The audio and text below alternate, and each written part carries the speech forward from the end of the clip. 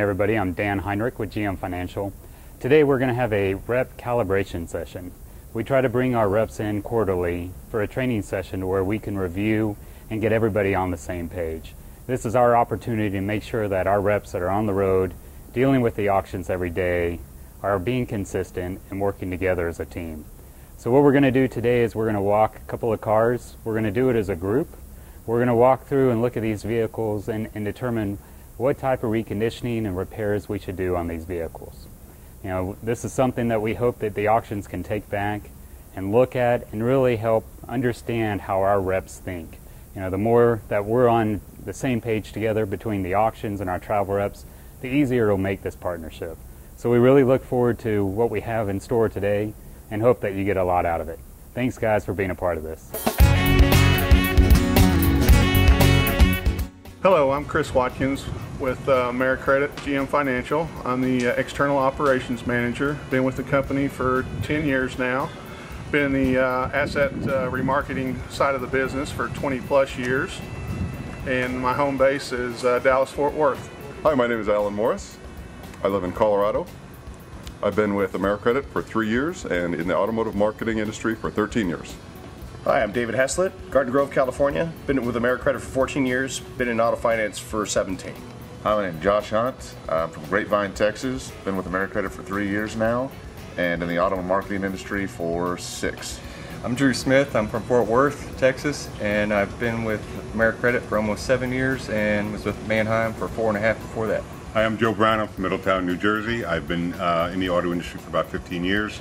Hi, my name is John Carter. I'm out of Fort Worth, Texas. Been with AmeriCredit for 3 years now and started with Manheim back in '03. Hi, I'm Jimmy Marino. I'm from Greenville, South Carolina. I've been in asset remarketing for 15 years, the automotive industry for 28. All right guys, this is a 2011 Chevy Malibu with 3,799 miles on it. I want you guys to look around it, see what you would do to this, what kind of reconditioning you would do, and how you would certify this vehicle. The vehicle has a hitch on it, an aftermarket hitch, and we'd like to have that removed if it's going to be gold certified. Any front wheel drive vehicle really with decent miles and shape needs to have the hitch removed. Good catch, Jimmy. Nice catch. You crawled up underneath there to look at that hitch. What did you see when you crawled under there? Well, we saw that the hitch is bolted into the rails in the wrong area, so it's probably going to be frame damage. We'll have to have it looked at closer, but that's definitely going to disqualify it from gold certification. But it could be a silver with frame unibody. This is a 2001 Chevy Corvette with 63,000 miles on it. Our outside coordinator suggested we make keys for it. It's going to need a battery, and then we're going to send it to the dealer to diagnose the rear end. We're going to have to pay for transport to the dealer, and then there's some overall that needs to be done on the front end. There's just some small touch-up. I think they can get away without painting. They can either airbrush or do some hand touching carefully to the chips in the front end. Guys, I want you one at a time to go over and talk to Chris. Give your best guess on this 2001 Corvette, what it'll actually sell for at auction here in Arizona next week. Person that comes to the closest value of what it actually sells for will get something, some sort of prize at the auction summit. Guys, this is a 2011 Chevy Traverse with 9,889 miles.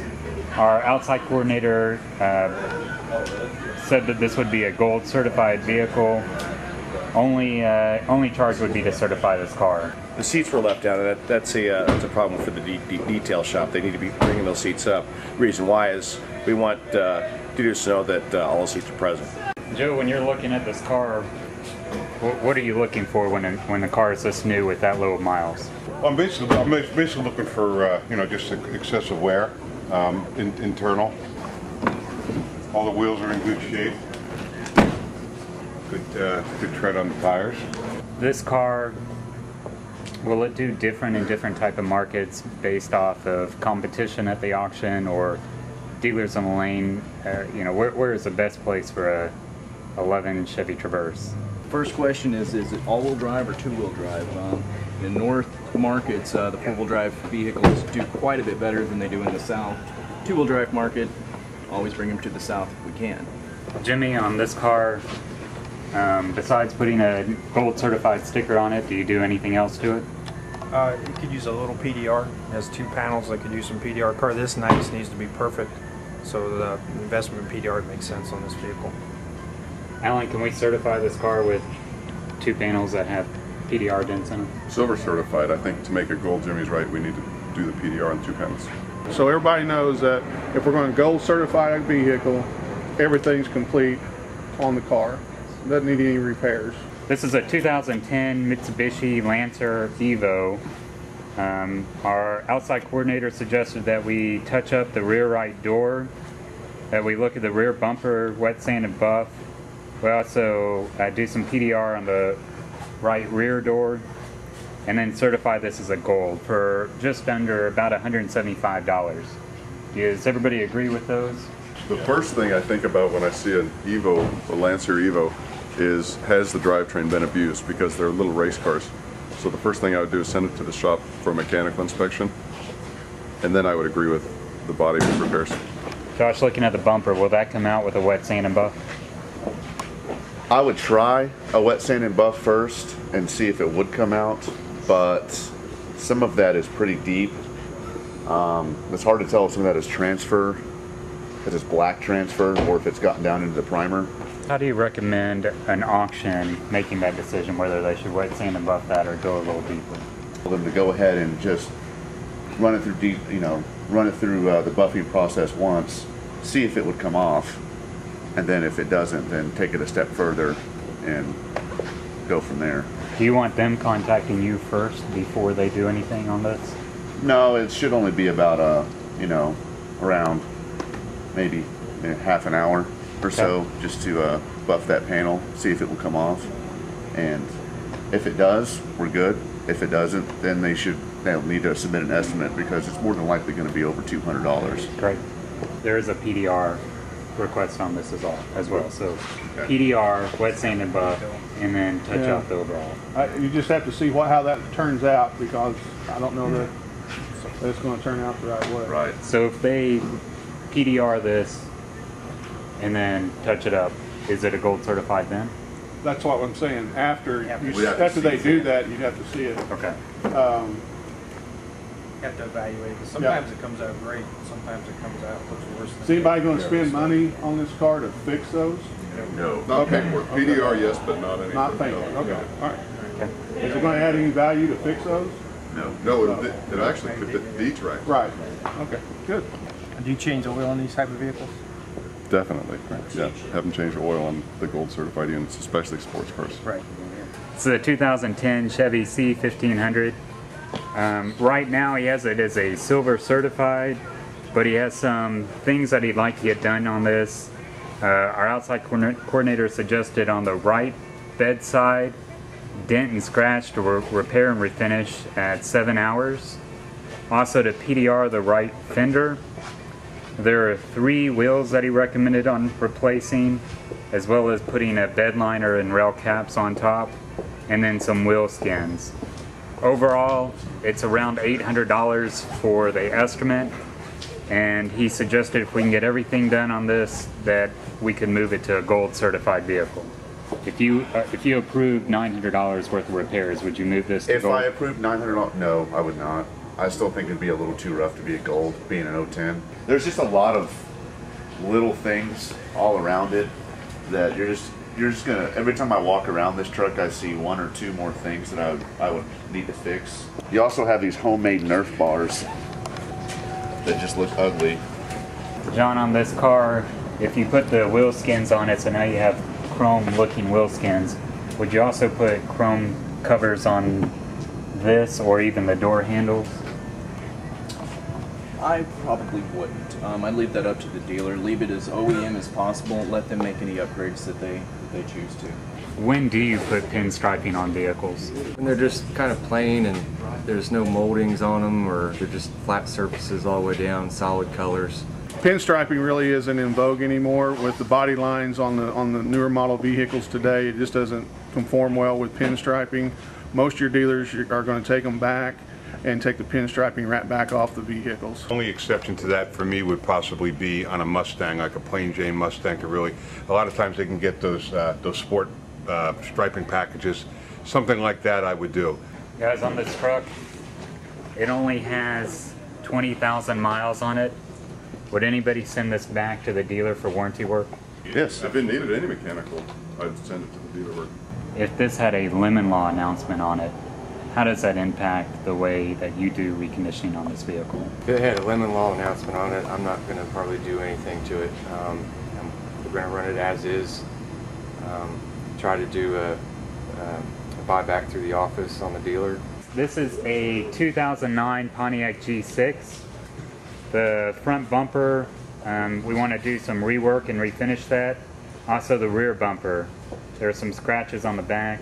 We're going to PDR the roof as well as the hood. We're going to do two PDR places in the hood. Right now he's suggesting go ahead and certify this as silver.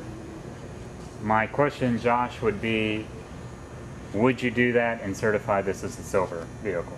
If we completed all those repairs, given the high miles, I would probably classify this as a silver car.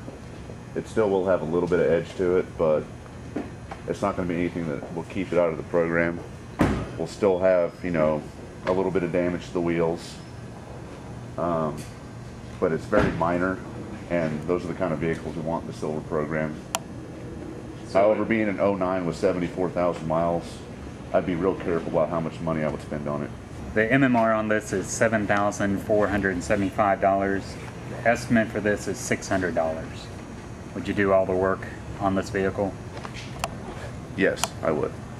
Yeah, sometimes, you know, they like to put on there on the estimates, you know, here's what it'd take for a silver, and there's other times, you know, they can put on there, you know, here's, if we can't get it to silver, here's what we can do for a little bit less to put on there, so we can just make it a good green light car.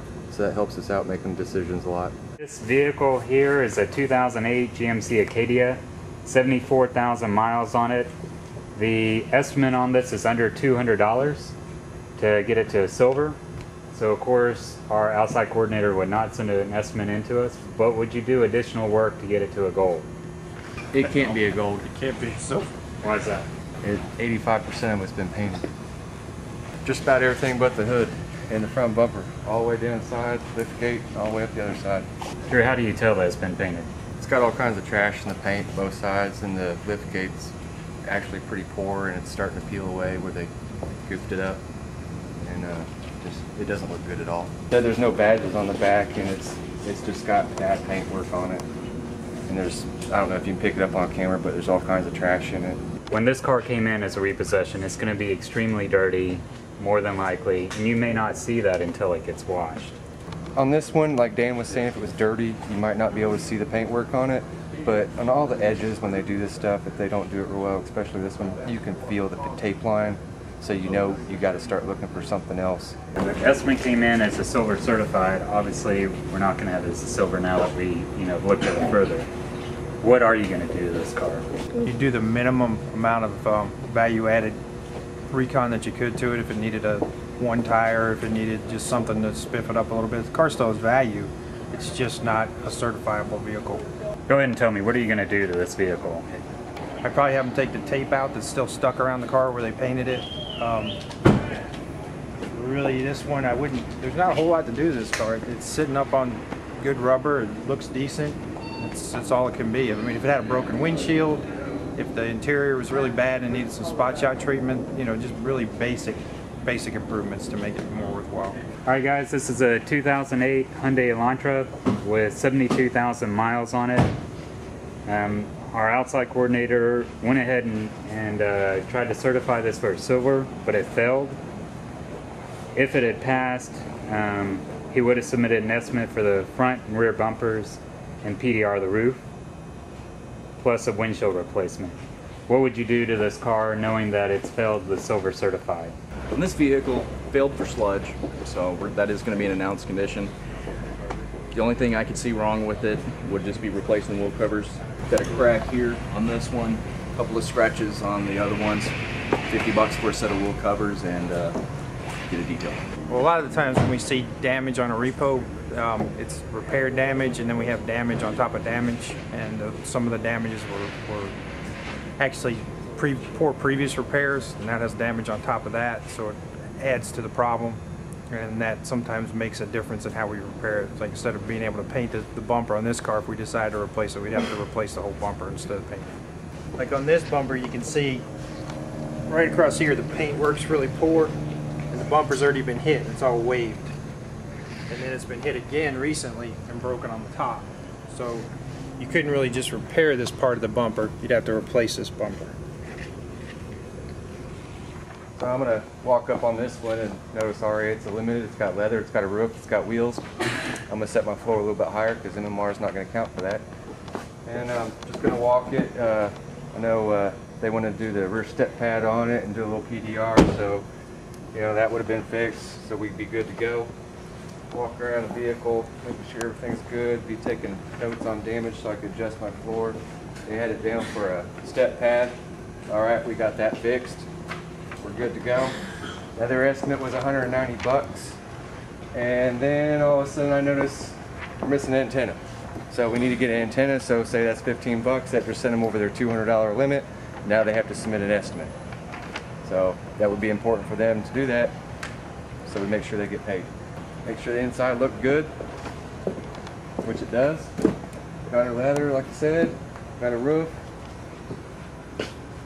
Small little tear in the seat, but not that bad, right next to the edge. And she looks like a silver unit with all those repairs we had done, and I think we got a good one. Alright guys, this is a 2006 Volkswagen Jetta. Had 62,000 miles on it. Battery was dead, so we're going to have to spend money to put a new battery in it. Also, we're going to bright up the headlights. We're going to do a touch-up on the rear bumper, as well as 3 panels of PDR work. With all that, we can certify this vehicle. Want to make sure, Josh, do you think that all that sounds right? Spending about $280 for all the reconditioning work. Well, we'll walk around this real quick. First thing I noticed is it doesn't really look like we need to do any headlight brightening. They look good the way they are, unless they've already done it. I might spend a little bit more time wet sanding and touching up that front bumper, because it's got quite a bit of bug damage on it. But being an 06 with how many miles? 60,000 miles. It is a pretty clean rig. It's a very nice car. I'd absolutely spend the money and silver certify it. I might spend a little extra to see if they can do a little bit more with this dent and a quarter. But overall, it's a clean car, and I would absolutely spend the money to silver certify it. Hey David, being from the West Coast, if this car was sitting out in California, how would you floor this vehicle? In California, I'd floor it about MMR. If I'm up in the Northwest, like in the Portland area, at least 1,000 over MMR. They love their Volkswagens up there. Guys, this is a good example. This car came in, it was put into the salvage line because we didn't have keys for it. It was sent out to the dealership. We spent about $600 on a Audi key, got it back, and now we can put this car into the line. John, I want to ask you this. We just looked up the MMR value on this. It's $13,500. If we had sold this in the salvage sale, what would be the difference from a value standpoint? Mainly depends on why it's in the in-op sale. If it's electrical damage, especially in a German vehicle, that's a nightmare, and everybody's a little afraid of that. Looking at somewhere probably around half the cost, half of MMR for this vehicle, with bad engine, bad electrical, any reason that it's in the in-op sale. So probably $5-6 grand is going to be your top money in the in-op sale of this vehicle. However, now that it's running, it should bring all of MMR, which is $13,500. This is a 2006 Chevy 1500 with 98,000 miles on it. Now guys, if this came in and it had engine noise, what I want to know is, would you green light this or run it as is? If this truck was upper engine noise, I'd run it green light with an upper engine noise announcement, but if it was a lower end noise, it might just run it as is. It just depends on how severe it was. With those miles, I would still tell them why I was running it as is, because I'm not going to try and pull anything over on anybody. I want them to know why, so I can gain their trust. First thing, of course, is the wheels. You walk up to it. Hood's in good shape. No paint damage. Got wheels. Let's find out what kind of engines in this thing. The 3 engine options in these vehicles are 6-liter, 5.3, and a 4.8 of the V8s. Certainly makes a big difference. This one is a 5.3 liter, so it is the right engine for this market right now. Right now we're seeing about a in the October market, we're seeing about a $3,000 difference in engines. Gonna check out the interior. Again, it's got engine noise. 98,000 miles, gonna run it with that announcement. Interior's in average condition. Radio's there. All the buttons look like they're in good shape. No damage to the vehicle. Not seeing any real paint work to it. Say this vehicle came in and it didn't have a bed liner. We'd look at it, see what kind of condition that's in there. It's not too awful bad, a little dirty. It has been used. We're gonna throw a bed liner in this unit. Can be an under the rail bed liner, since again the rails are in good shape. Come back here. Got some damage on this bumper. It doesn't look like it's too bad. We could replace that bumper, but we're not going to on this vehicle. Aftermarket tips. A little bit of damage to the bedside there. It's got all 4 of the wheels. That's always a plus.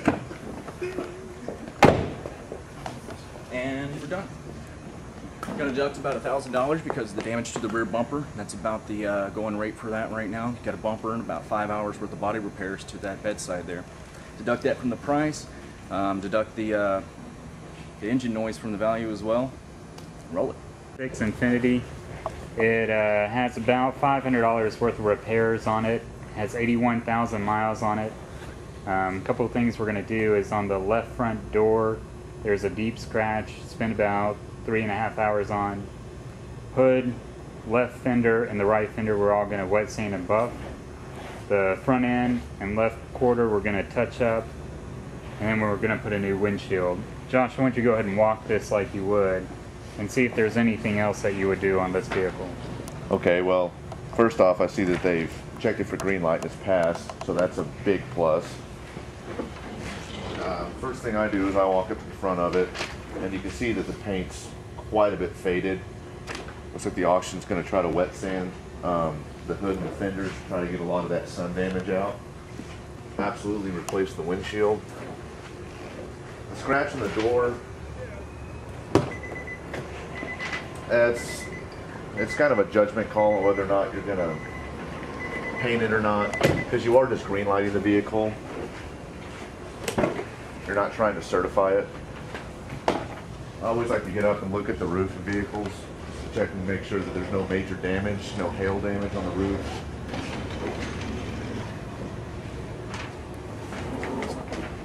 Got quite a few options. It's got the rear backup camera, that's a plus. It's got the sensors, rear entertainment. It does have an aftermarket hitch. They've installed properly, so it doesn't classify as structural damage. It does have some nice aftermarket wheels on this unit too.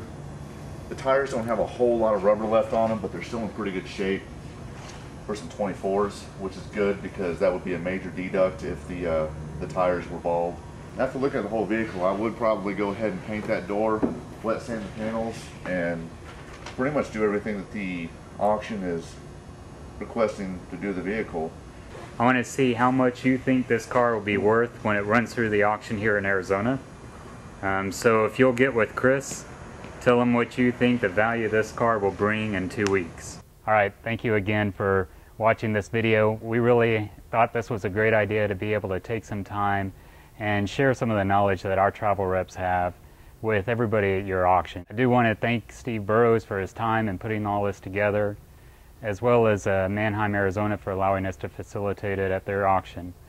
Guys, please, I encourage you again to take this back, let your auction staff see what our reps think, and go through this. This is important to us, and we want to make sure you understand the knowledge that our guys have and how they expect things to get done. Thank you.